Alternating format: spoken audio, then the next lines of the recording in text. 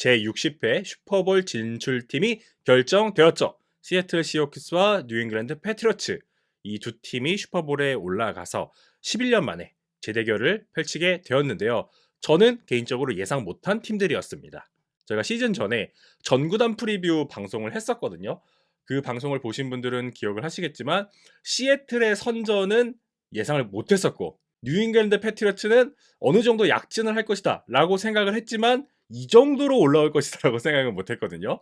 뭐 그렇다고 해서 그쵸. 시애틀을 마냥 나쁘게 본 건 아니었어요. 잘하긴 할 건데 디비전 라이벌들의 어떤 기세가 워낙 좋은 상황이기도 했었고 샘 다널드라는 쿼터백에 대해서 좀 아쉬운 부분, 우려 이런 게 좀 크게 있었기 때문에 성장은 할 테지만 뭔가 보여주는 것은 2025 시즌은 아니고 한 2026 시즌 정도는 되어야겠다라고 생각을 했었습니다. 하지만 이번 시즌 두 팀은 모두의 예상을 깨고 슈퍼볼에 진출하는 쾌거를 이루었죠. 에드님께서는 이 결과가 좀 어떻게 다가오시나요?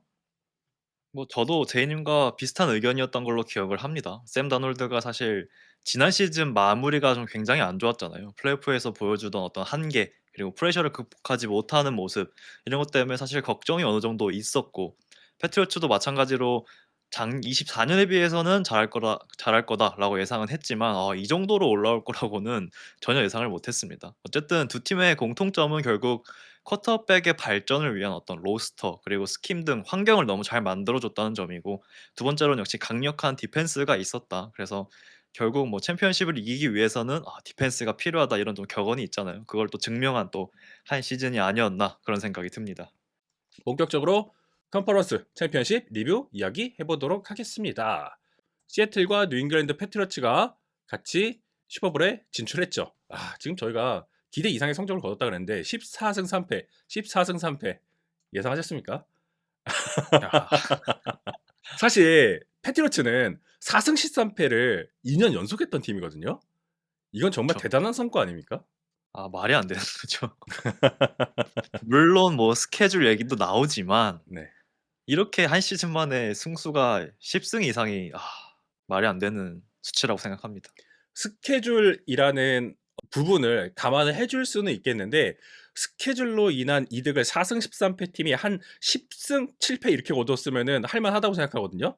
근데 그쵸. 12승을 넘어간 건 좀 저는 의미가 남다르다고 생각해요. 정규 시즌이 17경기로 개편된 다음부터는 이거는 정말 잘한 거다. 이 팀이 잘해서 한 거다. 어떤 스케줄이라는 변수 이상으로 라고 생각을 하고 있어서 두 팀 모두 참 대단하다라는 생각이 들고 있고요. 먼저 패트리어츠와 덴버 브론코스 이야기 해보도록 하겠습니다. 저희 챔피언십 경기 순차적으로 실제 경기가 일어났었던 시간 순서대로 진행을 할 예정인데요.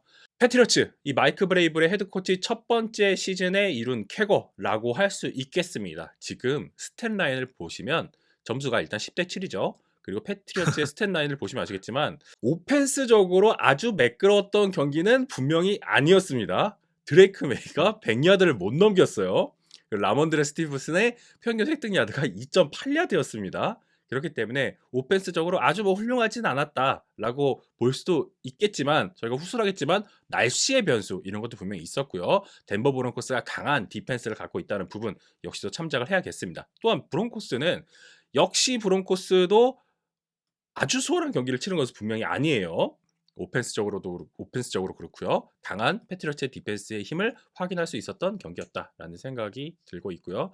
서드다운 효율성 역시도 3할에 딱 해당하는 패트리어츠 그리고 3할에 못 미치는 브론코스 확인할 수 있었습니다. 그래서 내용을 살펴보면 킥오프 때까지만 해도 날씨가 화창했죠. 하지만 하프타임부터 눈이 내리기 시작했고 기온도 크게 떨어졌습니다. 이 날씨의 영향 그리고 디펜스의 분전 이것을 통해서 양팀 오펜스가 고전하는 모습 말씀드린 대로 반복이 됐었는데 에드님께서 보시기에 이 경기에서 가장 인상적이었던 부분은 무엇이었나요? 솔직히 이 경기를 보고 나서 딱 기억이 남는 장면은 이 브론코스의 그 두 번째 드라이브 스티덤이 마빈 밈스에게 던진 이 52야드 패스 굉장한 빅플레이였고 그 장면밖에 기억이 안 나는 것 같아요. 나머지는 사실 크게 기억에 남는 장면은 없었고요. 음. 그래서 뭐 보닉스가 나오지 않았더라도 플레이오프기 때문에 뭔가 화끈한 어떤 전술적인 격돌 이런 것들을 기대했으나 음. 말씀해 주신 대로 날씨의 문제도 있고 양팀 디펜스가 너무 셌고 뭐 그런 여러 가지 이유로 이 좀 오펜스에서 불꽃 튀기는 장면들이 많이 없어서 개인적으로 많이 아쉬웠습니다. 그래서 음. 눈까지 오기 때문에 특히 후반전에는 경기 내용이 더 단조로워질 수밖에 없었고 패싱 게임이 거의 없다시피 해서 사실상 후반은 거의 뭐 졸면서 봤던 것 같아요.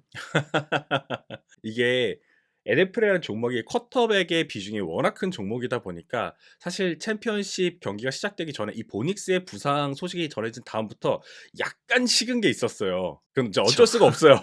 쿼터백이 부상을 당했기 때문에, 그것도 잘하는 쿼터백이 부상을 당했기 때문에 약간 지지부진할 것이다라고 예상이 됐었고 실제로 그렇게 펼쳐졌죠. 그래서 좀 보닉스의 이야기를 안 할 수가 없는 그런 경기였다라는 생각이 들고 있고요. 뭐 브론코스 쪽부터 이야기를 해보자면 아쉬움이 많이 남은 경기였습니다. 뭐 당연히 보닉스가 다쳤기 때문이죠. 지난 버팔로 빌스와의 경기에서 오버타임 마지막 드라이브에서 발목 부상을 당했고요. 화요일에 수술을 받은 보닉스라고 할 수가 있겠습니다. 그래서 제러 스티덤이 2년 만에 첫 번째 선발로 나섰는데 31번 패스 시도에서 17번 성공을 했고요. 133야드 기록했고 1개의 터치다운을 기록을 했지만 아주 중요한 순간에 발생했던 2개의 턴오버가 있었고요.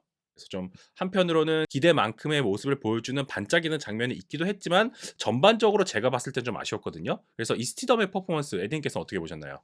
그 두 번째 드라이브에서 뭐 52야드 패스 뿌리고 첫 터치다운을 만들 때까지만 해도 '와 뭔가 저희의 예상을 깨고 뭔가 보여주나.' 했지만 확실히 역부족은 역부족이었습니다. 뭐 패싱 다운에서 패트리어츠의 이런 블리츠 그리고 타이트한 맨 커버리지를 이기기에는 확실히 이 쿼터백은 백업 쿼터백이고 '보닉스와는 다르다.'라는 게 느껴졌던 음. 경기였고요. 그리고 확실히 이 경기 자체가 양상이 이렇다 보니까 '아 이게 보닉스였다면 이 경기는 덴버가 가져가지 않았을까.' 이런 아쉬움이 더 크게 음. 남는 경기였던 것 같습니다. 스티덤 입장에서는 2년 만에 첫 선발 출전이었고 그것도 AFC 챔피언십이라면 굉장히 큰 무대였기 때문에 부담감이 상당했을 거다라는 생각이 들고 있어요. 긍정적인 부분부터 일단 보자면 코틀랜드 서튼을 이 코너라우트로 찾아서 터치다운을 만든 부분, 패치의 디펜스를 플레이 액션 페이크로 속이고 나서 정확하게 열린 타겟을 찾는 부분까지는 좋았어요. 그래서 준비 자체는 나쁘지 않게 했다라고 생각이 되고 있거든요. 스티덤의 장점을 살릴 수 있는 플레이복을 가져왔고 실제로 실행을 했다. 그것도 절망적인 오프닝 드라이브 이후에 쪼끔씩 리듬을 찾아가면서 퀵 타이밍 라우트, 뭐 플레이 액션, 붓레그, 백업 쿼터백에게 부담을 주지 않는 선에서 좋은 플레이북을 선택했다라는 생각은 들고 있어요. 그래서 초반에는 잘 풀린 것 같았거든요. 그래서 기대보다 어떤 설계된 쿼터백 드로우라거나 붓레그 상황에서 유효했던 컨버전 시도까지 잘 됐는데 이 디자인된 쿼터백 런까지 상대가 예측하지 못한 순간에 꺼내 들면서 패치 디펜스에게 일종의 고민거리를 잘 던져줬다고 생각이 되긴 하는데 여기서 문제가 생깁니다. 패스 정확도, 이 볼이 떨어지는 플레이스먼트 이슈가 쪼끔씩 나오기 시작했어요. 특히 압박에 노출되기 시작하면서 시덤이 멘탈적으로 흔들리는 게 보이기 시작했거든요. 그래서 초반에 그쵸. 밈스를 향해서 배드 스로우가 몇 차례 발생을 하기도 했고 일관성이 점점 떨어지는 모습을 보여줬습니다. 이것은 뭐 궁극적으로는 '경기 감각이 떨어져 있기 때문이었다.'라고 저는 생각을 하고 있어요. 맞습니다. 뭐 예상했던 대로 사실 뭐 짧은 패스를 자주 뿌릴 수밖에 없었어요. 31번의 패스 중에서 24번의 패스가 10야드 이내에 뿌려졌거든요. 그만큼 리듬 기반의 어떤 숏 패싱이 굉장히 많았습니다만 1 차적으로 패트리어츠의 강한 압박 그리고 타이트한 맨 커버리지가 있었고 여기에 2 차적으로 브론코스의 스킬 포지션진들이 사실 뭐 공간을 만들어 주지도 못하고 뭐 패스 트랍도 있었고 스티덤이 기본적으로 정확한 패스를 던질 수 기 힘든 그런 상황들이 반복이 됐고 스티덤도 말씀해 주신 대로 정확한 이 맨 커버리지를 이길 만한 패스를 던지지 못했어요. 그래서 전체적으로 뭐 경기 감각 부족 그리고 뭐 경험의 부족 이런 것들이 아주 절실하게 느껴졌던 그런 경기였고 특히 뭐 이 쿼터 이 펌블로 기록된 플레이가 아주 치명적이지 않나 싶습니다. 이게 7대 0 상황에서 상대에게 어떤 쉬운 포지션을 넘겨줘 버렸고 끝내 좀 동점을 허용하면서 이 경기 전체를 놓고 봤을 때 가장 치명적인 장면이었다라고 보는데 음. 이 부분을 에 대한 얘기도 아마 해야 될 것 같아요. 음음. 이 펌블로 기록된 플레이, 스티덤 판단 자체가 이해가 안 되는 건 사실 아니거든요. 폭핏이 완전히 그쵸. 무너지는 상황에서 인텐셔널 그라운딩을 피하려고 했던 것으로 보이죠. 하지만 이미 스냅을 하고 나서 오른쪽에서 두 명이 완전 프리한 상태로 달려들고 있었고요. 전방의 오펜시브 라인 프로텍션 역시도 제대로 작동하지 않았습니다. 하지만 이 문자 그대로 당황한 제스처가 너무나도 잘 드러난 플레이였거든요. 그쵸. 패스가 아니었죠. 이거 이 농구에서 무슨 패스라고 하는 게 있는데 또 말도 안 되는 그런 플레이.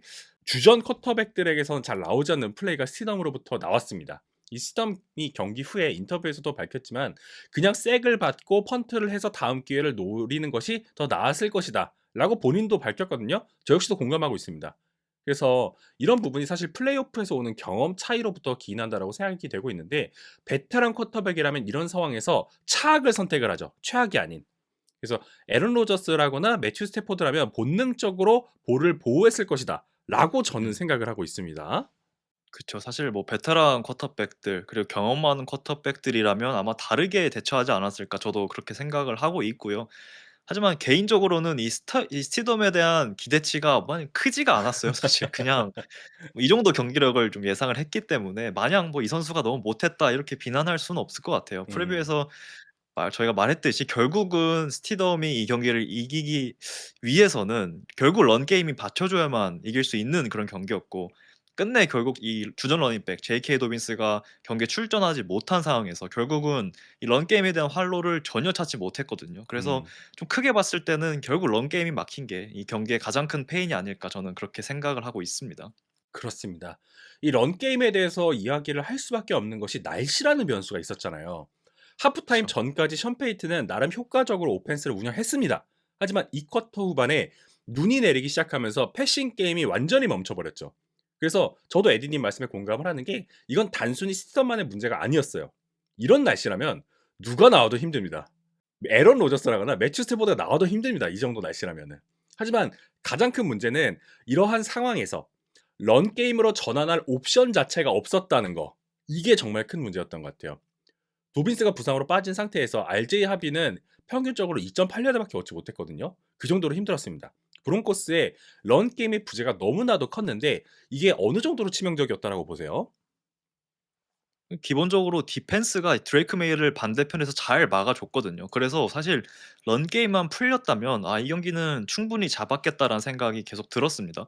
말씀해 주신 대로 후반에 눈이 쌓인 상황에서 런 게임이 안 풀리는 거는 결국은 스티덤에게 계속해서 볼을 던지게 만드는 상황이 반복된다는 뜻이고 이게 뭐 가장 큰 페인이 아닐까 싶어요. 음. 계속해서 퍼스트 다운에 러싱을 시도하지만 2야드 획득에 그치고 오히려 야드를 잃고 이런 상황이 반복되다 보니까 브론코스 입장에서도 정말 어떻게 할 방법이 없는 그런 양상이 계속 펼쳐졌던 것 같습니다. 음. 그래서 이 런 게임의 부재가 치명적으로 작용한 게 결국에는 이 고포의 판단이라는 생각이 들고 있거든요. 션 페이튼의 컨버전 디시전은 좀 짚고 넘어가야 된다라고 생각이 되고 있습니다. 이 쿼터였죠. 패치의 14야드 라인 앞에 있는 상황, 상대 엔드존 앞까지 거의 다 왔다는 뜻이죠. 이 상황에서 필드골 대신 터치다운을 노렸다가 실패를 했거든요. 프레스 컨퍼런스에서 굉장히 좀 흥미로운 말을 했는데 후회는 된다. 후회가 되는데 내가 이게 뭐가 더 큰 후회인지 모르겠다. 고포이스란 결정 자체가 문제였는지 내가 진행한 플레이 콜의 문제였는지 그런데 이 플레이 콜 자체가 나를 조금 더 괴롭히는 것 같다라고 인터뷰를 했어요. 굉장히 재밌죠. 그래서 이 플레이의 필름을 보면 패치의 디펜스, 패트리어츠의 디펜스가 완벽하게 리드를 했다는 게 보입니다. 라인에 인원 자체를 처음부터 밀집시켜 놓았고요. 각 갭을 쪼개서 쿼터백 스닉과 인사이드 런을 완전히 일단 차단을 해 놓습니다. 근데 스티덤이 여기서 플레이 액션을 일단 선택을 하죠. 그리고 롤아웃을 하거든요. 이 플레이 액션 페이크를 가져가는데 여기에 아무도 안 속아요. 밀튼 윌리엄스를 막는 선수도 없었어요. 그래서 윌리엄스랑 코리 더드는 즉시 스티덤에게 프레셔를 가는데 스티덤이 당황하는 게 보입니다. 얘네가 왜 내 눈앞에 있지? 이러면서 그래서 사이드 라인에는 이미 타이트한 커버리지가 이루어지고 있었는데 여기서 고포이잖아요. 실패 못하면 끝이란 말이에요. 그래서 어떻게 해서든 억지로 패스를 던지려고 해요. 뭐 인터셉션이 나올 뻔하긴 했지만 실패로 끝나긴 했지만 어쨌든 그 플레이는 종료가 되었습니다. 이 상황에서 이 플레이 콜 자체의 문제점 요거는 좀 어떻게 생각하시는지 궁금하거든요. 1 차적으로는 무조건 필드골을 찼어야 했고요.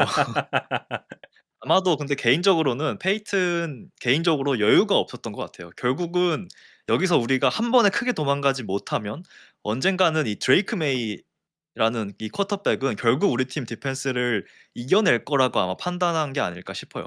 그래서 좀 과감한 선택을 해 봤던 것 같은데 1 차적으로는 필드골을 차는 어떤 보수적인 선택이 필요했던 음. 순간이다라는 생각이 들고 뭐 결정은 그렇다고 치고 플레이 디자인에 대해서도 좀 문제가 있었거든요. 음. 말씀해 주신 대로 그 플레이를 보면 패트리어츠가 디펜시브 태클 4 명을 기용합니다. 음. 그래서 이 스냅 전에 갭을 한번 이 무브먼트를 가져가면서 갭을 한번 쪼고요. 그다음에 스냅 후에 이 슬랜트를 통해서 이 디펜시브 라인 바로 앞에 갭이 아니라 옆에 갭으로 페네트레이션, 그러니까 갭을 뚫고 들어오는 움직임을 가져가요. 음. 근데 여기서 오펜시브 라인은 플레이 액션이었기 때문에 이게 마치 존 블락처럼 움직이는 이 슬라이드 프로텍션을 플레이하거든요. 이렇게. 네. 그래서 결국에 이 오펜시브 라인은 왼쪽으로 움직이는데 디펜시브 라인은 오른쪽으로 파고 들어오면서 결국 두 명의 선수가 완전히 프리하게 백필드로 침투를 한단 말이에요. 맞아요. 그래서 이 플레이를 계속 돌려보면 결국 이 플레이는 디펜시브 태클들을 오펜시브 라인이 1대1로 다 막아줬더라면, 시간이 조금만 더 확보됐더라면 저는 이건 성공했을 플레이라고 보거든요. 근데 결국은 이 슬라이드 프로텍션, 존 블락은 결국은 선수를 막는 게 아니라 내가 담당한 구역을 막는 개념이기 때문에 음. 디펜시브 라인에 1대1로 대응하는 게 아니라 이 선수의 어떤 이런 슬랜트 같은 움직임에 취약할 수밖에 없단 말이에요. 그래서 상대가 디펜시브 태클 4명을 꺼내든 상황이고 포스 앤 원 상황이었기 때문에 사실 이 디펜시브 라인의 이런 슬랜트 움직임을 비교적 쉽게 예측할 수 있었다고 저는 봅니다. 그래서 개인적으로는 오펜시브 라인이 스냅 전에 명확하게 어떤 블락 어사이먼트를 가져가는 1대1로 블락 어사이먼트를 가져갈 수 있는 그런 플레이를 준비했어야 하지 않나. 너무 상대에게 좀 이 디펜시브 태클 4명을 꺼내든 상대에게 너무 허점을 내놓은 플레이가 아니었나, 그런 생각이 들고요. 차라리 그냥 우직하게 인사이드로 다이브하는 뭐 러싱이라던가 쿼터백 스닉을 해서 실패했다면 그냥 덜 아쉬웠을 것 같은데, 애초에 좀 이 션 페이튼은 후회했던 부분이 어느 정도 이해가 가는 게 어떤 이 플레이 콜 자체가 좀 상대 입장에서 너무 공략하기 쉬운 그런 플레이였다. 그래서 이게 아쉬운 부분이 확실히 어느 부분인지 알 것 같습니다. 음. 네. 그래서 뭐 결과론적인 이야기긴 한데 이 애매한 1야드가 션 페이튼의 판단을 흐렸다라고 저는 생각을 하고 있거든요. 이게 만약에 2-3야드가 남았으면 필드골을 찼을 거예요. 그쵸. 런이 안 되고 있었으니까. 그리고 이 오펜시브 라인이 완벽하게 디펜시브 라인을 컨트롤하지 못하고 있었으니까 필드골을 찼을 거라고 봅니다. 그리고 만약에 인치로 남았다. 이러면은 큐비 스닉하죠. 근데 지금 이 그쵸. 애매하게 남은 1야드가 애매한 선택과 애매한 플레이 콜을 불러왔다라고 저는 생각을 하고 있거든요. 그래서 참 아쉬웠다라고 생각이 하고 있고, 이 NFL에도 팀의 날씨 정보를 분석해서 의사결정을 지원하는 인력들이 있습니다. 그래서 페이튼도 눈이 올 것을 알고 있었다고 해요. 이미 전반전부터. 그것은 더 신중할 필요가 있었다는 뜻이거든요. 전술적으로 보면은 이 시점이 좀 치명적이었어요. 눈이 오기 전이었죠. 상대 디펜스 퍼포먼스 좋았죠. 패치의 오펜스 원활하지 않았죠. 근데 우리 팀 쿼터백 백업 쿼터백이죠. 런 게임 안 되죠. 이러면 안정적으로 가는 게 정답입니다. 그래서 이번 경기 결과 상관없이 페이튼은 사전 취합한 날씨 정보, 경험이 절대적으로 부족한 주전 쿼터백, 안 풀리는 런 게임, 이거를 고려했다면 냉정하게 킥을 찼어야 됩니다. 이건 아니면 헤비 파워 퍼스널로 파워런을 했어야죠. 맨블락킹으로 런을 했어야죠. 그래서 뭔가 이것은 맨블라킹이 필요했던 것 같아요. 이거는 명백한 페이튼의 패착이었습니다. 그래서 참 많이 아쉬웠다. 페이튼도 참 페이튼답지 않았다라는 생각이 들고 있고요. 이어서 이 경기의 진짜 주인공, 지금 계속 에디님께서 강조해 주셨던 패트리어츠의 디펜스 한번 이야기해 보도록 하겠습니다. 이 중에서도 저는 특히 이 디펜시브 라인맨들 밀튼 윌리엄스랑 크리스찬 바모의 활약 굉장히 뛰어났다는 생각이 들고 있는데요. 두 선수가 스냅을 40스냅 정도 소화를 했습니다. 굉장히 많이 소화했습니다. 거의 80% 가까이 소화를 했는데 대부분의 플레이에서 기여를 했다라는 거죠. 재밌는 점은 이 두 선수가 경기 후에 이 우리 디펜시브 라인 유닛들, 내각에 있는 디펜시브 라인맨들이 제대로 리스펙을 못 받는다고 불평을 했어요. 좀 어느 정도 이해가 가는 게, 그동안 해체 디펜시브 라인 진짠가? 이런 물음표, 퀘스천 마크가 붙은 인터뷰들이나 분석들이 좀 많았거든요. 왜냐면 그전까지 상대했던 팀들의 오펜시브 라인 퀄리티가 사실 빌스 경기 이후에 그렇게 좋지 못한 것도 사실이었습니다. 하지만 덴버 브론코스는 다르죠. 덴버 브론코스의 오펜시브 라인은 리그 최고의 오펜시브 라인 중 하나입니다. PFF 기준으로 패스 블락 1위, 런 블락 7위고요. ESPN의 패스 블락 윈레이트 8위, 런 블락 윈레이트 4위입니다. 퍼스트팀 올프로 2명 있고요. 그래서 이 팀의 오펜시브 라인은 지금 브론코스가 컨퍼런스 챔피언십까지 올라오는데 결정적인 기여를 했던 유닛입니다. 그래서 빌스전 패배 이후에 패트리어츠는 제대로 된 오라인을 못 만나서 디펜시브 라인이 잘해 보인 거 아니냐라는 비평을 하는 사람들도 있었거든요. 하지만 아니었죠. 브론코스를 상대로 제대로 보여줬습니다. 밀튼 윌리엄스는 8번의 프레셔를 기록을 했고요. 단순한 파워리뿐만 아니라 인사이드, 아웃사이드, 크로스오버도 하고요. 스턴트도 하면서 다양한 러시 무브 보여주면서 스티덤을 확실하게 압박을 했습니다. 그리고 앞서 말씀드린 굿포이 상황을 무너뜨린 선수도 윌리엄스였고요. 심지어 본인들이 고포이스라는 상황에서 카이리 스톤과 함께 밀튼 윌리엄스 이 두 명의 디펜시브 라인맨이 드레이크 메이 뒤에서 밀어주는 역할까지 했습니다. 마치 풀백이나 타이트엔드처럼 정렬을 해서 정말 좋은 모습 보였다라는 생각이 들고 있고요. 바머 역시도 메이너츠를 상대로 멋진 스윗 무브 함께 색을 만들어내기도 했고요. 이 두 명의 디펜시브 태클을 위시한 패치의 디펜시브 라인 저는 정말 훌륭했다라고 보고 있는데 에드님께서는 이 선수들의 퍼포먼스 어떻게 보셨나요? 사실 뭐 이번 경기에 어떤 가장 큰 영향을 미친 선수들이고 뭐 이번 시즌 내내 그랬지만 이번 경기도 이 패트리어츠는 이 두 명의 디펜시브 태클 크리스티안 바머와 밀튼 윌리엄스가 갖고 있는 어떤 기동력과 폭발력 그리고 움직임의 유연성 이런 것들을 10분 활용할 수 있는 다양한 전술들을 계속 썼습니다. 계속해서 디펜시브 라인들을 슬랜트 시키면서 순간적으로 갭을 뚫고 들어가게 만든다거나 스턴트를 통해서 뭐 오펜시브 라인의 블락을 꼬아버린다거나 이 선수를 계속해서 움직일 수 있도록 만들어 줬고요. 단순히 오펜시브 라인과 1대1로 힘싸움을 하기도 했지만 계속해서 이들이 갖고 있는 강점, 스피드와 폭발력을 활용할 수 있는 그런 전술들을 꺼내왔던 게 굉장히 좀 유효했다. 그래서 이런 방식을 통해서 이 브론코스의 오펜시브 라인을 압도했다라고 저는 보고 음. 있습니다. 뭐 여기에 더해서 카리스 통가라거나 코리 더든 이런 1.5군, 2군에 해당하는 선수들의 로테이션 자원도 굉장히 좋았다라고 생각이 들고 있고요. 클레이본 체이슨 역시도 외곽에서 스피드를 활용해서 좋은 모습 보여줬습니다. 이어서 세컨더리 이야기도 하면 좋을 것 같은데 크리스찬 곤잘레스 오늘 경기에서도 확실히 빛나는 모습 보여줬죠. 1한 터치다운 드라이브 여기서 미스 커뮤니케이션 이슈가 있긴 했었는데 그 외에는 뛰어났다라고 생각이 되고 있습니다. 특히 사쿼터의 인터셉션 쿼터백을 끝까지 읽어서 턴오버를 만들어냈고 적은 시간만 남긴 상태에서 오펜스에게 턴을 넘겨준 플레이 굉장히 좋았다라는 생각이 들고 있고요. 칼튼 데이비스와 마커스 존스 뭐 존을 부여받든 맨을 부여받든 솔리드한 커버리지를 보여줬다라고 생각이 되고 있습니다. 이번 경기에서 패츠 세컨더리의 좀 특징이라고 한다면 대부분의 스냅에서 존을 콜했거든요. 대신에 레이트 다운 상황에서는 맨으로 스위치를 해서 확실하게 이 팀의 선수들의 장점을 살리는 유연함까지 보여줬습니다. 이 패치의 디펜스가 이번 플레이오프에서 26점만 실점을 했거든요. 3경기에서 말도 안 되는 수치입니다. 정말 기록적인 수치라고 할 수 있고요. 이 수치는 역대급 디펜스 중 하나로 꼽히는 2000년 이 레이븐스, 볼티머 레이븐스의 디펜스에 비견되는 수준이라고 할 수가 있습니다. 그래서 이 세컨더리 운용은 어떻게 좀 보셨나요? 그쵸. 뭐 말씀해 주신 대로 사실 1 쿼터에 이 곤잘레스가 살짝 방심을 하면서 빅 플레이를 한번 허용하긴 했습니다만 이후에는 거의 완벽에 가까운 모습이었어요. 이 크리스티안 곤잘레스는 이 커틀랜드 서튼 1번 이 리시버와 굉장히 자주 매치업이 됐는데 거의 뭐 완벽하게 잠궈 버렸고요.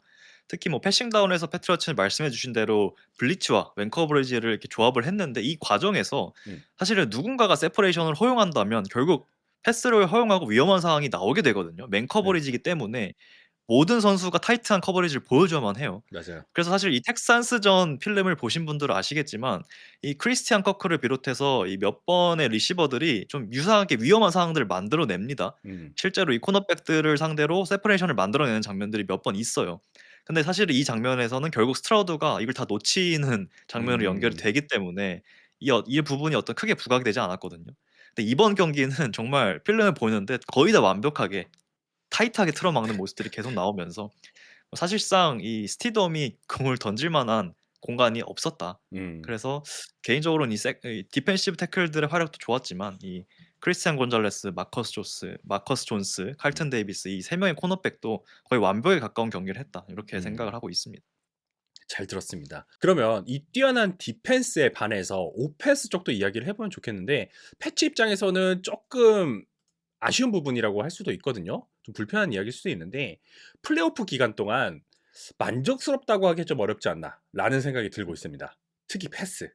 이번 경기에서는 더더욱 패싱 게임이 거의 동작하지 않았거든요. 플레이오프 3경기 동안 메이가 MVP 레벨을 보여주지 못하고 있다는 평이 나올 정도라고 할 수가 있는데 물론 비호를 좀 해주자면 메이가 상대한 디펜스들이 리그 탑 디펜스들이었죠. 그리고 날씨도 악조건인 상황이었고요. 그래도 이 정도까지 아쉬울 줄은 몰랐습니다.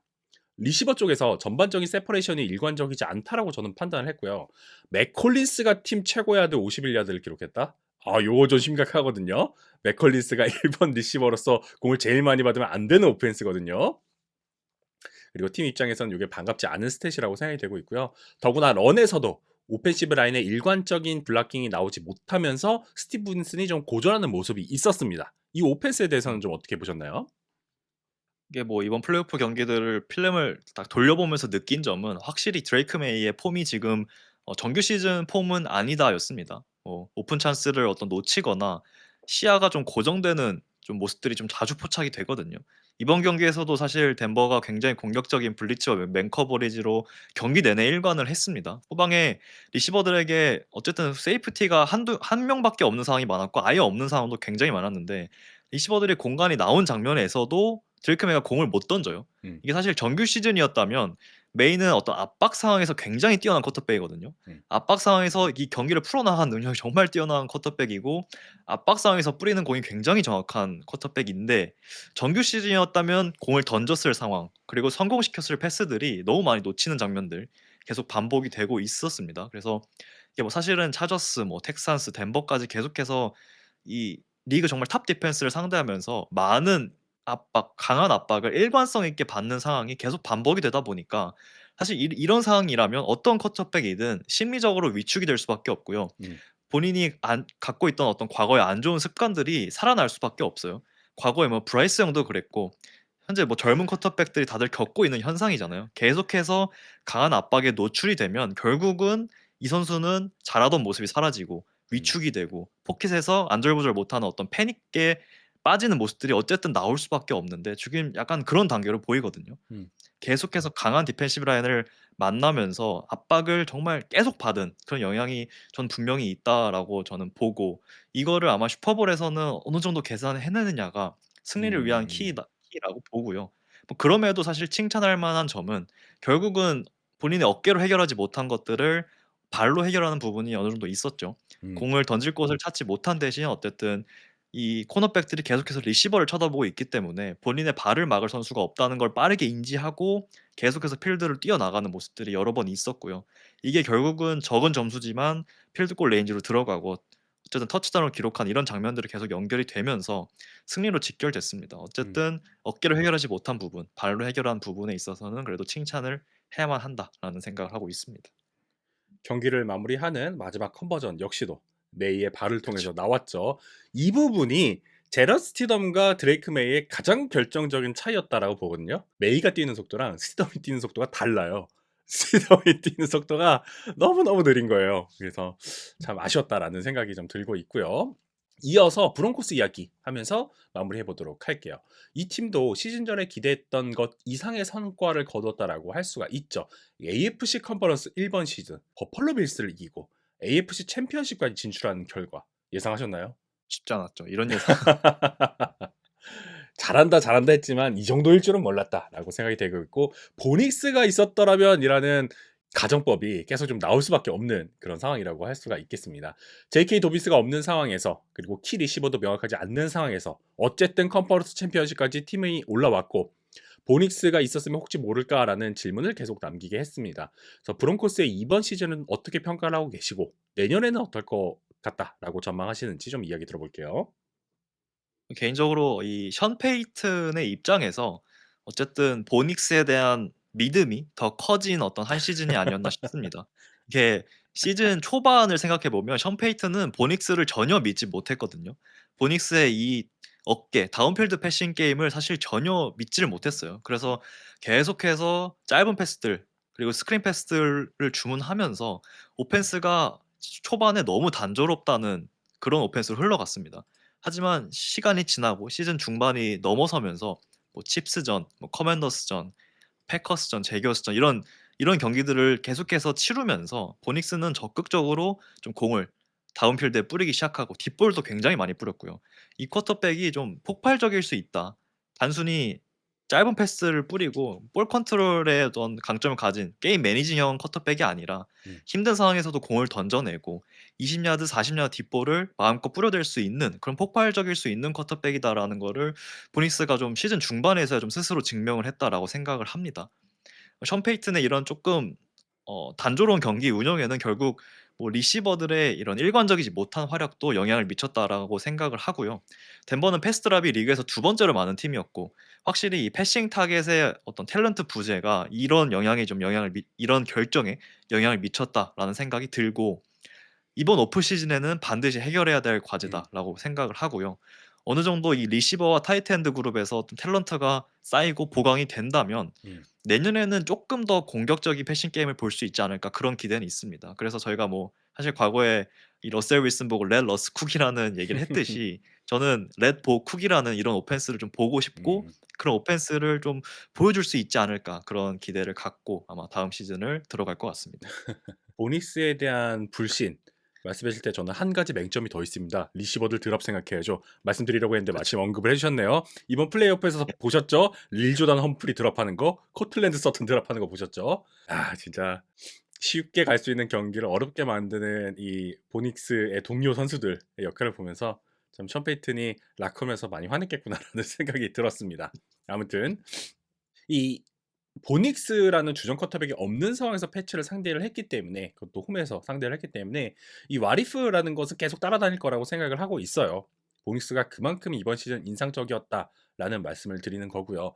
첫 두 시즌 동안 11번의 위닝 드라이브를 기록을 했죠. 그래서 스티덤과 차이점을 분명히 기대해 볼 수 있는 선수였습니다. 션 페이튼 같은 베테랑 코치에게 이런 표현이 적합할지는 모르겠는데 이번 시즌에 종종 보였던 어떤 아쉬운 선택들, 이 본인의 선택들 말씀드리는 건데 이런 것들을 좀 미세 조정을 한다면 내년 시즌은 조금 더 매끄럽게 할 수 있지 않을까. 여기에는 go for it 선택 이런 것도 있지만 에디님께서 앞서 짚어주셨던 보닉스의 활용법 다 포함을 해서 조금 더 전술을 고도화시키는 것뿐만 아니라 미세 조정을 하게 된다면 더 좋은 성적을 낼 수 있을 거라고 생각이 되고 있습니다. 여기서 더 좋은 성적이라고 한다면 슈퍼볼 진출, 슈퍼볼 우승 요 두 개밖에 없긴 해요. 하지만 그만큼 지금 브론코스는 잠재력이 있는 팀이고 입증이 됐고 이번 시즌 좋은 선수들이 이미 많다. 조금만 더 보강하면은 더 리그를 강하게 활용할 수 있는 강팀으로 단단해질 것 같다라는 생각이 들고 있습니다. 그래서 브론코스 팬들은 자랑스러울 만한 시즌을 보냈다라고 생각이 되고 있고요. 챔피언십 컨텐더로 팀이 완성이 돼 갖고 있고 보닉스는 단순한 루키 이상의 쿼터백으로 성장을 했다라고 저는 생각을 하고 있습니다. 디펜스는 이미 명불허전이었고 중요한 것은 셀러리 캡 여유가 생긴 거거든요. 이 말인즉슨 FA 선수들에게 브론코스가 굉장히 매력적인 팀이 될 수 있다는 뜻입니다. 그쵸. 그래서 다음 시즌이 기대가 많이 된다라는 말씀 드리면서 저희 브론코스와 패트라츠 경기 리뷰는 마무리하도록 하겠습니다. 이제 완전히 다른 스타일로 경기를 치른 NFC로 넘어가도록 하겠습니다. NFC 챔피언십 LA 램스와 시애틀 시옥스의 이야기 진행해 보도록 하겠습니다. 경기 점수는 다음과 같습니다. 31대 27로 시애틀 시옥스가 홈 경기에서 승리를 가져갔고요. 양팀 쿼터백들이 340야드 이상을 던지고 터치다운을 3개씩이나 기록을 하면서 정말 폭발적인 오펜스를 보여줬습니다. 그리고 여기에 더해진 러싱 게임까지. 재미있는 점은 램스는 굉장히 효율적인 러싱 게임을 블레이크 코럼으로부터 조정을 통해서 보여주긴 했지만 시애틀 시옥스는 잭 사보넷의 분자리가 분명히 크게 느껴졌죠. 하지만 케네스 워커 같은 경우에는 생산적인 스탯은 기록하지 못했지만 중요한 순간에 아주 중요한 컨버전을 만들어 준다거나 얼리다운에서 필드 포지션을 잘 잡아내면서 샘 다널드가 원활하게 공격을 펼쳐줄 수 있도록 만들어 줬습니다. 그래서 오펜스적으로 상당히 재밌는 경기였다라고 할 수가 있겠고요. 이 경기를 통해서 시애틀 같은 경우에는 11년 만에 슈퍼볼에 진출하게 됐고 샘 다널드와 매튜 스태포드는 합쳐서 720야드가 넘는 패싱 야드를 기록을 했습니다. 이 경기에 대한 인상은 어떠셨나요? 사실 뭐 정규 시즌부터 너무 많은 스토리가 있는 팀이었고 그래서 전부터 사실 램스 오펜스와 시옥스 디펜스 이 매치업이 많이 주목을 받는 경기였습니다만 이 역시 양 팀의 오펜스가 좀 플레이오프답게 너무 잘 준비되고 너무 창의적인 오펜스를 보여준 것 같아서 굉장히 보는 입장에서 재밌었고요. 양 팀 모두 슈퍼볼에 자격이 있는 팀들이다라는 게 좀 스스로 증명했던 경기가 아닐까 싶습니다. 승부의 어떤 추 자체가 누구의 어떤 오펜스가 더 뛰어나냐 였다기보다는 누가 더 조금 더 수행을 잘했느냐, 실수를 덜 했느냐에서 갈렸던 만큼 양팀의 오펜스 너무 수준 높은 경기였다라고 좀 정리할 수 있을 것 같습니다. 음. 아무래도 이 경기는 샘 다널드의 부활 스토리가 참 인상적인 경기지 않았나라는 생각이 들고 있습니다. LA 램스라는 팀은 샘 다널드에게 큰 트라우마를 준 팀이죠. 지난 시즌에 LA 그쵸. 램스와 플레이오프 끝나고 나서 정규 시즌 동안 쌓았던 모든 신뢰를 거의 다 잃어버렸거든요. 그래서 뭐 제가 농담 반 진담 반으로 야 램스전 치르면서 몸값 한 1,000만 달러 이상 잃어버린 경기 같다라고 좀 말씀을 드렸었는데 뭐 실제로 다널드는 상대적으로 염가에 쿼터백들이 평균적으로 받는 금액에 미치지 못하는 가격으로 시애틀과 계약을 맺었죠. 하지만 샘 다널드는 이런 자신의 가치를 이번 시즌 제대로 증명을 했습니다. 정규 시즌 16주차가 확실히 의미가 컸다라고 저는 생각을 하고 있거든요. 11주차는 직전 시즌 이 LA 램스에게 9번의 색을 당했던 트라우마의 잔향이 남아있었다라고 생각이 되고 있어요. 정신없어 했습니다. 인터셉션 4번 던졌죠. 그러면서 정말 크게 패배할 뻔했었는데 디펜스가 이 물에 빠진 샘 다널드를 끌어올려줬는데 다시 떨어지고 이러면서 스페셜 팀의 마지막 킥 미스가 나오면서 결국 패배를 하고 말았는데 16주차는 그것을 완벽하게 극복한 경기였습니다. 음. 인터셉션 2번이 있긴 했지만 정상적으로 플레이 잘 치렀고요. 무엇보다 중요한 것은 연장전에서 위닝 드라이브를 만들어냈다라는 거죠. 그것도 본인의 힘으로. 그리고 이번 컨퍼런스 챔피언십은 트라우마를 극복한 16주차에 이어서 완전히 자신감을 찾은 경기였다라고 저는 생각을 하고 있습니다. 346야드, 3개의 터치다운, 턴오버 없습니다. 복사근 부상 안고 뛰었거든요. 경기 전에 진통제 맞아가면서. 그런데도 좋은 퍼포먼스를 펼쳤습니다. 플레이오프에 약한 샘 다널드다라는 표현은 이제 좀 미안해지는 상황이죠. 에드님께서도 아. 이 부분 좀 강하게 비판하던 분이셨는데 어떻게 좀 시각이 좀 바뀌셨나요? 아직 좀 한 경기 더 봐야 된다라고 생각하시는 건가요? 뭐 "슈퍼볼까지 봐야 되지 않나." 이런 말을 했는데 일단은 사과를 좀 사과를 이 다놀드 씨에게 좀 드리고 시작을 해야 될 것 같아요. 아 정말 이번 경기는 정말 완벽했고요. 진짜 정규 시즌 두 번째 이 램스전을 마지막으로 이제 어떤 프레셔에 대처하는 데 있어서 완전히 스텝업을 한 게 아닌가 이런 생각이 들고 뭐 기본적으로는 이 클린트 쿠비악의 스킴이 정말 훌륭했던 것도 있지만 이거를 수행하는 과정에서 램스의 디펜스가 저항이 굉장히 거셌거든요. 음. 램스는 이 35%의 비율로 블리츠를 사용했습니다. 그래서 본인들이 평균치보다 훨씬 더 많은 블리츠를 보냈고 다놀드는 드랍백 전체 35% 가량의 프레셔를 받았어요. 후방에서는 계속해서 커버리지를 로테이팅 시키면서 이 다놀드의 리드를 늦추려고 애를 썼는데 다놀드는 이런 상황에서도 정말 미친 포켓 프레젠스를 보여주고 포켓 무브먼트를 보여주면서 적재적소에 공을 뿌려댔습니다. 그래서 이게 지난 두 경기에서 램스 디펜스를 상대로 6번의 인터셉션을 던졌던 선수가 맞나 싶을 음. 정도로 완벽하게 대응을 해냈어요. 그래서 이제는 이 어떤 램스 포비아는 좀 완벽하게 극복했다. 음. 그리고 플레이오프의 어떤 조금 안 좋았던 이런 모습들은 좀 극복한 게 아닌가 그런 생각이 들 정도로 완벽한 음. 경기를 했다라고 정리할 수 음. 있을 것 같습니다. 그럼 반대편에 LA 램스의 쿼터백 매튜 스태포드도 이야기를 해보면 좋을 것 같은데 37살의 나이로 MVP 파이널리스트가 되는 시즌을 만들었죠. 엄청나게 멋진 시즌을 만들었다라고 생각이 되고 있고요. 이번 경기 역시도 374야드, 3개의 터치다운. 좀 근래에 아쉬운 퍼포먼스가 나오고 있는 거 아니냐라는 평가도 있었지만 이런 우려를 잠식시키는 멋진 경기를 선보였습니다. 이 스태포드의 퍼포먼스는 어떻게 보셨나요? 사실 뭐 솔직히 지난 두 경기 퍼포먼스가 많이 아쉬웠죠. 플레이오프 두 경기가. 그래서 뭐 손가락 부상의 여파도 있을 거고 날씨의 영향도 있었겠지만 기본적으로 이 넘버 밖에 이 바운더리 근처로 가는 패스들이 전부 다 빗나가는 모습들. 그래서 패스의 0점이 전혀 잡히지 않는 모습들이 많이 포착이 되면서 "이 부분이 많이 우려스럽다."라고 언급을 한 적이 있죠. 하지만 이번 경기는 달랐어요. 시애틀 시옥스의 디펜스는 어쨌든 스태포드가 지금까지 이 두 경기에서 보여준 이 정확도 이슈를 정말 집요하게 파고들기 위해서 푸카 나커와 드반테 아담스라는 뭐 리그 최고의 리시버들을 상대하면서도 정말 집요하게 맨 커버리지를 꺼내 들었거든요. 음. 하지만 스태포드는 이번 경기에선 달랐고 이 맨 커버 상황 그리고 이 바운더리 근처의 패스들에서 계속해서 정확한 모습들을 보여주면서 음. 20야드 이상의 빅플레이를 계속해서 반복적으로 성공을 시켰습니다. 그래서 이번 경기에서 20야드 이상의 딥볼에서 11번 시도해서 7번을 성공시켰고요. 음. 226야드를 따냈다고 합니다. 음. 이게 시애틀 디펜스가 근 10년간 허용한 최다 수치라고 해요. 음. 그만큼 어쨌든 스태포드가 지금까지 고전했던 이런 바운더리의 패스들, 딥볼 패스들에 있어서 좋은 모습을 보여줬고 우려를 완벽하게 불식시킨 음. 경기였다라는 좀 그런 식으로 정리를 할 수 있을 것 같습니다. 음.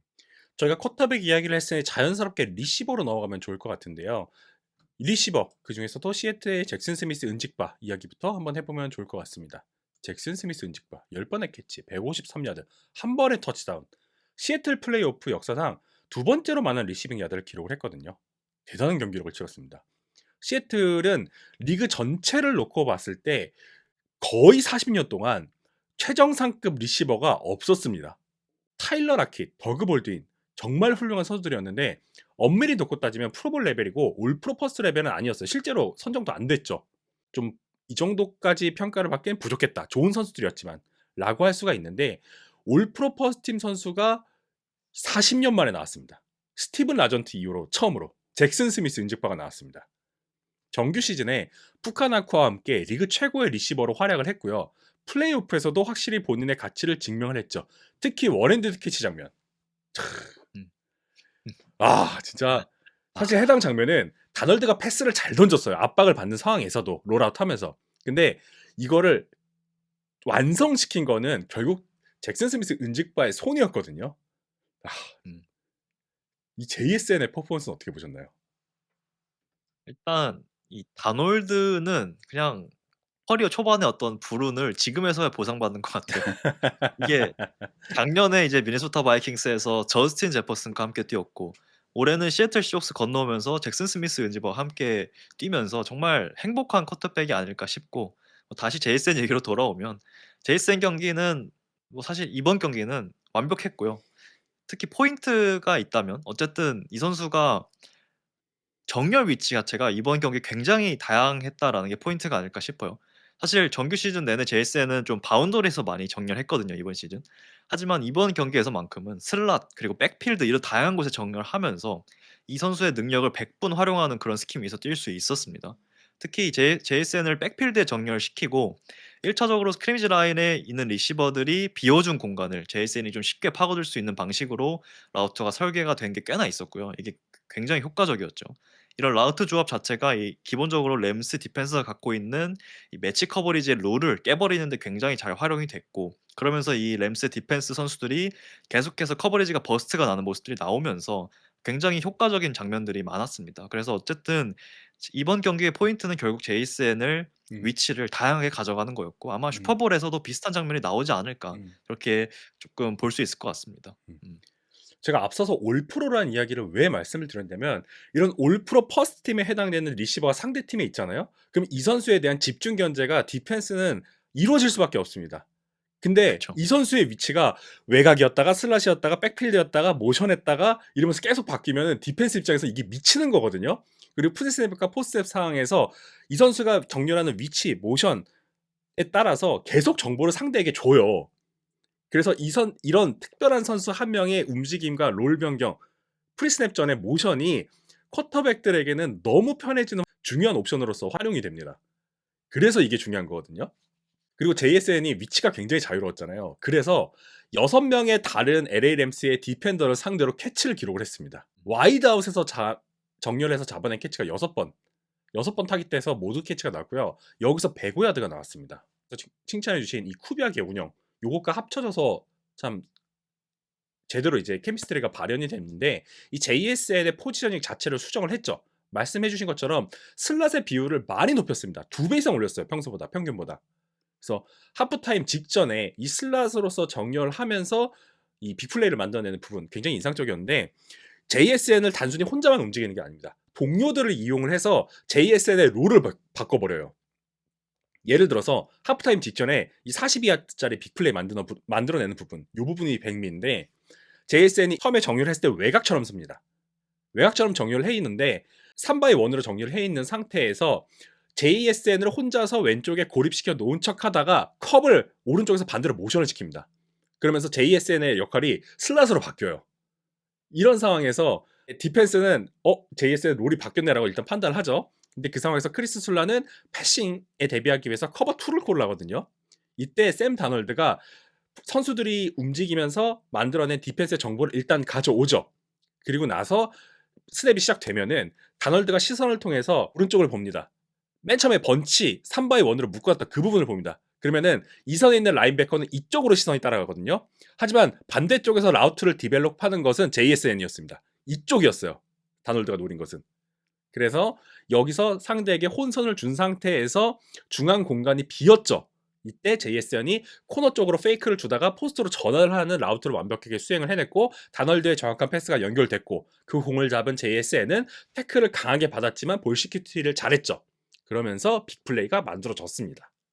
이렇게 모션, 백필드 정렬, 블락킹 지원, 경우에 따라서는 컨테스트 캐치까지 JSN이 단순히 화려한 리시버 타입이 아닌 팀의 승리를 위해서 필요한 역할들을 수행을 해내면서 성과까지 만들어낸 부분, 정말 이 1번 리시버에게 부합한 모든 요소를 갖춘 선수로 이번 시즌 성장을 하고 있었고 플레이오프에서 보여줬기 때문에 시애틀이 승리를 가져갈 수 있지 않았나라는 생각을 하게 되었습니다. 여기에 더해서 쿠퍼컵 음. 나이너스전에 너무 좋은 경기 펼쳤죠. 그래서 이번 그쵸. 경기에서도 많은 야드를 따낸 건 아니지만 확실하게 터치다운 만들어내고 상대에게 페널티 유도한 장면이 있었고 컨버전 만들어내고 하면서 관록을 보여줬다라고 생각이 되고 있네요. 그쵸. 뭐 전반적으로 이번 시애틀의 와이드 리시버들이 많이 빛났던 경기였습니다. 제이슨 쿠퍼컵뿐만 아니라 뭐 제이크 보보도 그랬고요. 라시드 샤이드도 제 역할을 다 해 줬어요. 이 바탕에는 결국 뭐 쿠비악의 이런 플레이 디자인이 있었다라고 생각을 하는데, 앞서 설명해 주신 이 JSN의 42야드 빅플레이에서 나온 이 라우트가 결국은 코너 포스트 더블 무브였거든요. 1 차적으로 리시버가 바깥쪽으로 빠지는 코너 라우트를 타지만 이내 다시 안쪽으로 들어오는 포스트 라우트, 그러니까 코너 포스트 더블 무브를 가져가는 라우트인데, 이게 사실 3 쿼터 이 제이크 보브의 터치다운에도 곧바로 활용이 됩니다. 음. 램스의 이 펀트 머프로 인한 턴오버 이후에 펼쳐진 바로 다음 플레이에서 이 제이크 보브가 정확하게 똑같은 라우트를 떠요. 코너 포스트 더블 무브를 가져가면서 17야드 터치다운을 기록하는데요.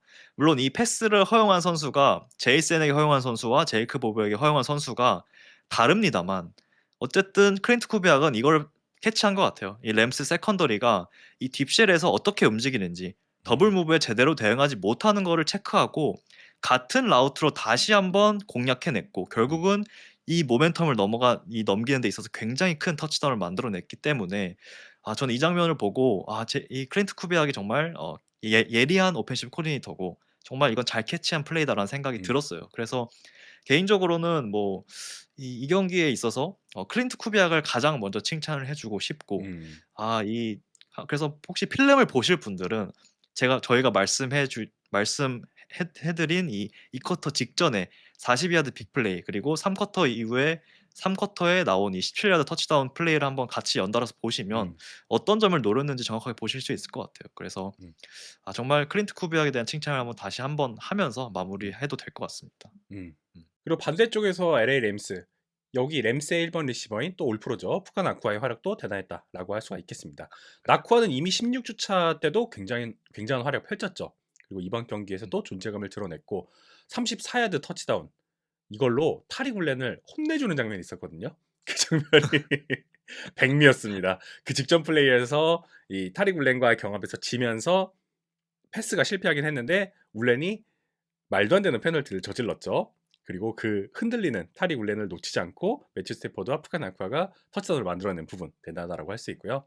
뭐 드반테 아담스 역시도 좋은 모습 보여줬습니다. 준선 플레이 한 데다가 백필드에서는 블레이크 코럼이 효율적인 모습을 보여줬죠. 이렇게 스태포드가 가용할 수 있는 웨폰들도 많았고 스태포드 본인도 괜찮았고 그런데 결국 추격에 실패를 하면서 패배를 했습니다. 그러면 뭐가 원인일까? 이 션 맥베이가 이끄는 램스의 오펜스 이 전술, 운영, 수행 요건 어떻게 좀 보셨나요? 개인적으로는 클린트 쿠비악 못지않게 션 맥베이도 엄청 준비를 잘 해온 경기였다는 생각이 들고요. 어쨌든 지난 두 경기를 바탕으로 시애틀은 평소와 사실은 존 디펜스를 굉장히 많이 활용하는 디펜스임에도 평소와는 조금 다르게 후방에 세이프티 한 명을 놓고 이 나머진 전부 맨 커버리지를 붙이고요. 그리고 남는 선수 한 명을 이제 필드 가운데를 맡게 하면서 좀 필드를 가로지르는 선수를 막는 이런 형태의 어떤 맨 커버리지를 굉장히 많이 플레이했습니다, 이번 경기에. 기본적으로 필드 중앙에 파고드는 어떤 푸카 나쿠아라든가 타이트 엔드들을 좀 더블 커버리지로 막고, 스태포드가 어쨌든 갖고 있는 이 어떤 패스 정확도의 약점을 파고들기 위해서 계속해서 외곽으로 공을 던지도록 유도를 했단 말이에요. 근데 이게 램스는 이 어떤 디펜스를 너무 잘 받아쳤어요. 푸카나쿠와 그리고 드반테 아담스의 이 더블 무브를 적극적으로 활용하면서 1대1을 쉽게 이길 수 있도록 도와줬고요. JSN이 그랬던 것처럼 나쿠아를 또 백필드에도 정렬을 시키고, 뭐 라인베커와 1대1 매치업을 만들어 준다거나, 뭐 러닝백과 타이트엔드의 어떤 릴리즈를 교차시키면서 이 맨 커버리지의 어떤 트래픽을 유도하는 이런 픽 플레이를 주문한다거나, 그 외에도 어쨌든 시옥스의 강한 이 디펜시브 라인의 어떤 영향력을 또 줄이기 위해서 각종 스크린 플레이와 드로우 플레이 이런 것들을 적재적소에 콜하면서 굉장히 어쨌든 리그 최고의 디펜스를 상대로 또 많은 점수를 뽑아냈고 쉽게 전진하는 모습을 보여줬어요. 음. 그래서 개인적으로는 뭐 쿠비악과 맥베이 누구의 전술이 더 뛰어났냐는 솔직히 판가름하지는 제 개인적으로 판단은 안 되는 것 같고요. 결국은 뭐 승부를 결정지은 거는 말씀해 주신 대로 스킴의 퀄리티가 아닌 어떤 수행의 퀄리티, 음. 이 모멘텀이 넘어갈 수 있는 부분에서 어떤 실수 이런 거에 음. 아니었나. 그래서 음. 결국은 뭐 맥베이가 문제였다기보다는 이 음. 선수들의 수행이 좀 음. 문제가 아니었나 개인적으로는 그렇게 생각을 하고 있습니다. 그래서 일례로 콜비 파킨슨의 드랍 이런 거 말씀하시는 그쵸. 거죠. 그쵸. 그래서 그런 부분 참 아쉬웠다라고 할 수가 있겠고요.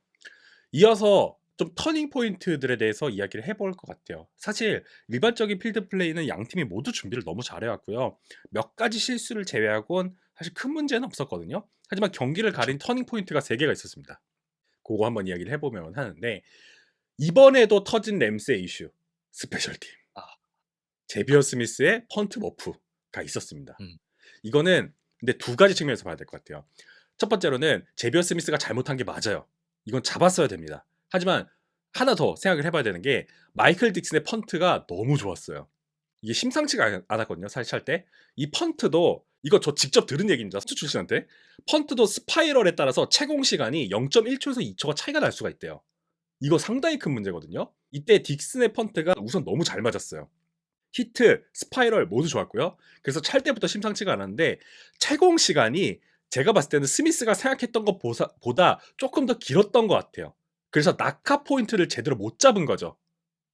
그래서 약간 뒤로 물러서다가 넘어지는 장면이 있었고 제대로 낙하 지점을 포착을 못했기 때문에 미스가 발생을 한 거죠. 그리고 이 상황에서 데릭 영이 공을 잘 확보를 하면서 턴이 시애틀로 넘어갔습니다. 그리고 시애틀은 이어지는 드라이브에서 바로 득점을 만들어냈죠. 리드를 확실하게 벌릴 수 있는 순간이었습니다. 반대로 시애틀 입장에서도 터닝 포인트가 될 뻔한 장면이 있었죠. 타리 굴렌의 카운팅 페널티. 이 페널티가 없었으면 시애틀은 4쿼터를 보다 맘 편하게 풀어나갈 수 있었거든요. 근데 이 장면 덕분에 갑자기 경기가 꿀잼 파티가 됐습니다. 너무 재밌어졌어요. 램스 입장에서 너 처벌 바로 터치다운 꽂아버리고 아주 재밌게 연결이 됐습니다. 추가적으로 하나만 더 언급하자면 램스의 폴스 앤 포 고포의 실패.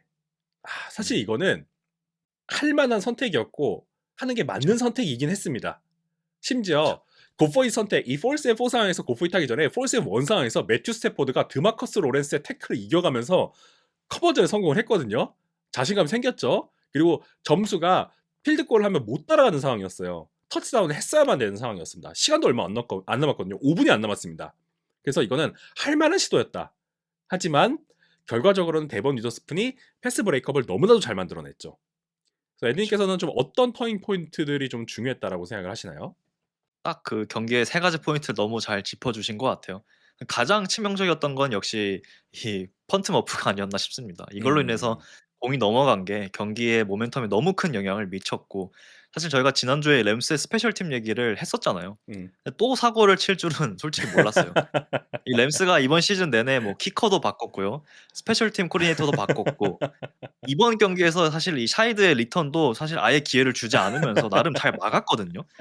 근데 정말 여러 개 구멍을 다 막아 놨는데 여기서 또 사고가 터져 버리니까 솔직히 맥베이도 참 네. 어이가 없었을 것 같아요. 이거는 뭐 어떻게 할 방법이 없는 이게 어디서부터가 문제인지 정말 아. 모르는 음. 시즌 내내 반복된 이 스페셜팀 문제가 결국은 또 램스의 발목을 잡았다. 그래서 글쎄요. 이게 그냥 스페셜팀 코디네이터 하나를 바꾼다고 해결될 문제일까 싶기도 하면서도 아마 글쎄요. 또 '내년에 어떤 변화를 가져가야 되지 않을까.' 이런 생각도 듭니다. 그래서 음. 나중에는 변수를 없애려고 결국에는 카이럴 윌리엄스로 바꾸고 못 뛰게 저 했잖아요. 또 바꿨 그냥 공만 잡으라고 바뀌었습니다. 왜 옛날 만화 보면은 막 이렇게 물 담아두는 통에 막 구멍 났을 때 이쪽 맞고 이제 딴 데서 물 새는 느낌. 그쵸. 지금 현재 시애에서 램스의 스페셜 팀이 그런 모습이지 않았나라는 그런 생각이 들었습니다. 참. 그렇고요. 이어서 뭐 시애틀의 디펜스도 한번 이야기를 해보면 좋을 것 같습니다. 시애틀의 디펜스 그동안 얘기를 많이 했었는데 이번 경기에서는 기대했던 것만큼 그러니까 나이너스전만큼의 퍼포먼스를 보여주지는 못했거든요. 어쨌든 스태포드의 뒷볼에 좀 고전하는 모습을 보여줬습니다. 말씀해 주신 것처럼 20야드 뒷볼 성공을 7번이나 내줬는데 이 성공률이 6할 이상이었거든요. 그리고 전방에서는 프레셔 레시오가 3할 미만이었습니다. 그만큼 스태퍼드와 램스의 오라인이 잘했다라는 방증이기도 하지만 시애틀 디펜시브 라인이 이번 경기에서 크게 영향을 발휘하지 못한 부분, 요 퍼포먼스에 대해서는 어떻게 보셨나요? 기본적으로 오펜시브 이 시애틀 시옥스의 디펜시브 라인의 어떤 스턴트라든가 포멜 러시에 대해서 굉장히 대처를 잘 해온 것 같고 이 경기가 이렇게 된 거는 결국은 맨 커버리지였거든요. 코너백들이 나쿠아와 그리고 드반테 아담스에 계속해서 빅플레이를 내주면서 경기가 어쨌든 슛아웃 게임으로 갔잖아요. 음. 근데 결국 중요한 순간에 이 램스의 굿포잇을 막은 것도 결국은 시옥스의 맨 커버였어요. 음. 이게 계속해서 맨 커버를 얘기할 수밖에 없는 게 경기 내내 쪼끔 털리긴 했습니다만 정말 중요한 마지막 순간에는 이 맨 커버로 또 잘 제어를 해냈다는 게 굉장히 의미가 있지 않나 싶어요. 음. 결국 챔피언십 그리고 슈퍼볼 이 중요한 순간 그리고 이 레드존에서 어쨌든 리시버와 1대1을 막아줄 수 있는 코너백 탤런트가 있느냐 없느냐는 이 높은 무대에서 굉장히 중요한 문제잖아요. 뭐 굉장히 단적으로 그린베이 패커스 그러지 못했죠. 그리고 LA 램스도 사실 이 코너백 탤런트가 많이 부족한 부분이 있었고 이게 결국 문제가 됐잖아요. 음. 근데 시옥스는 달랐죠. 정말 중요한 그 한 번의 순간에서 음. 이 데본 위더스푼이라는 코너백은 2번 연속 막아냈죠. 이 고포이 전에 서드 앤 포 상황에서도 사실 맨 커버리지 상황이었거든요. 음. 데본 위더스푼이 완벽하게 커버리지를 수행해내면서 패스 음. 브레이크업을 기록했고 이거를 또 고포이 상황으로 끌고 갔고 고포이 상황에서도 위더스푼이 2번 연속 완벽한 커버리지를 보여줬습니다. 음. 그래서 왜 이 선수가 10번 픽 안에 지명된 코너백인지 음. 스스로 증명했고 음. 뭐 왜 위더스푼이 이렇게 많은 어 주목을 받고 좋은 코너백인지를 또 스스로 증명했고 결국은 이 위더스푼이라는 선수가 음. 시옥스를 슈퍼볼로 끌어올렸다. 저는 이렇게 생각을 하고 있습니다. 지금 채팅창에 셰너한 트리 스페셜 팀 이슈는 우연일까요? 필연일까요? 라는 질문 주셨는데 말씀해 주신 대로라면은 시애틀의 스페셜 팀도 잘 못해야 되거든요. 하지만 아니죠. 우연입니다. 저도 이 위더스푼 입장에서는 자신감을 되찾을 수 있는 좋은 플레이가 결정적인 순간에 나왔다라고 생각이 되고 있습니다. 경기 내내 그쵸. 고전했거든요. 하지만 이런 맞아요. 플레이를 통해서 확실히 할 수 있다라는 것을 다시 확인할 수 있는 아주 좋은 기회를 스스로 창출했다라고 생각이 되고 있고요. 무엇보다 이 경기에서는 닉 에만워리가 압도적이었죠.